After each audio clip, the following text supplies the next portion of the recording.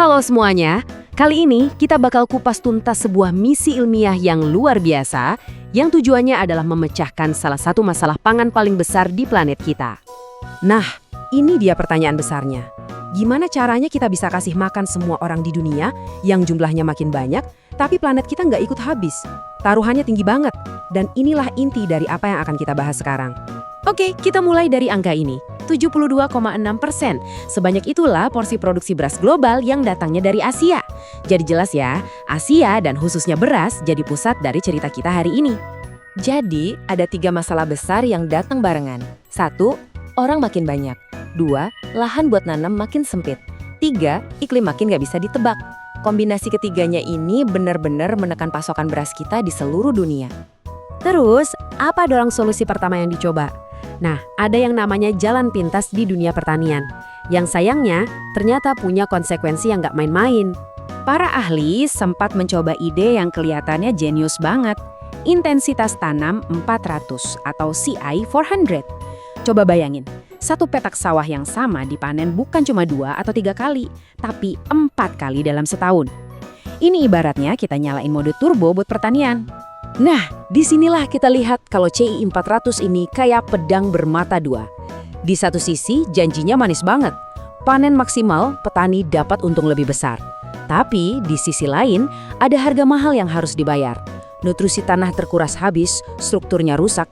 Jelas ini bukan solusi buat jangka panjang. Situasi inilah yang membawa kita ke para pahlawan dalam cerita ini. Para ilmuwan, dan misi mereka di Indonesia untuk menemukan cara bertani yang jauh lebih baik dan berkelanjutan. Hipotesis para peneliti ini, kalau disederhanakan, cerdas banget.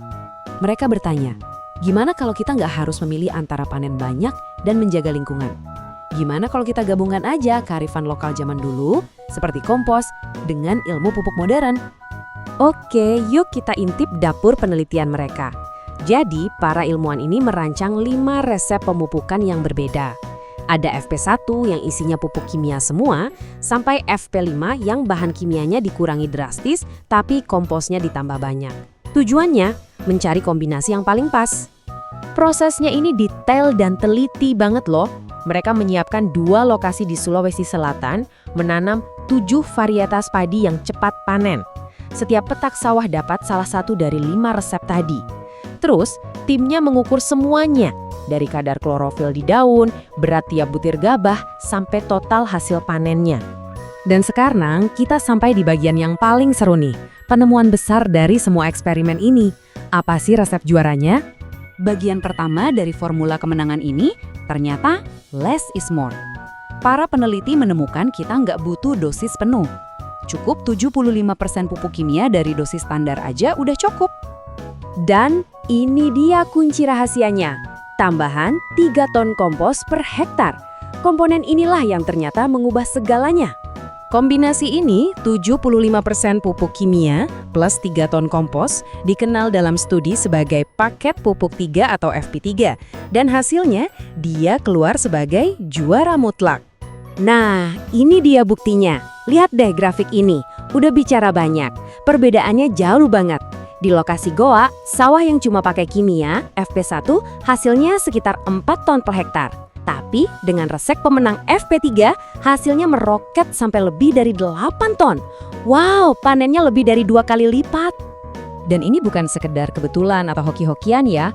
Para ilmuwan pakai analisis data yang canggih untuk membuktikan kalau resep FP3 ini secara konsisten menciptakan kondisi terbaik bagi tanaman untuk tumbuh sehat dan menghasilkan panen melimpah. Jadi temuannya ini benar-benar valid secara ilmiah. Jadi, apa arti semua penemuan ini buat kita semua? Yuk kita lihat gambaran besarnya.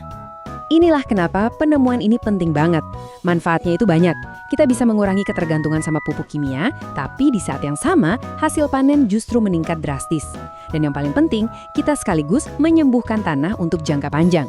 Ini adalah solusi win-win yang praktis dan bisa jadi harapan baru buat petani di seluruh dunia. Pada akhirnya, ini lebih dari sekedar satu penelitian. Ini adalah sebuah cetak biru, sebuah model tentang gimana caranya kita bisa terus berinovasi untuk memberi makan dunia tanpa harus menghancurkan planet ini. Dan ini meninggalkan kita dengan satu pertanyaan penting untuk direnungkan. Mungkinkah masa depan pertanian sebetulnya ditemukan dalam perpaduan antara kearifan masa lalu dengan ilmu pengetahuan modern?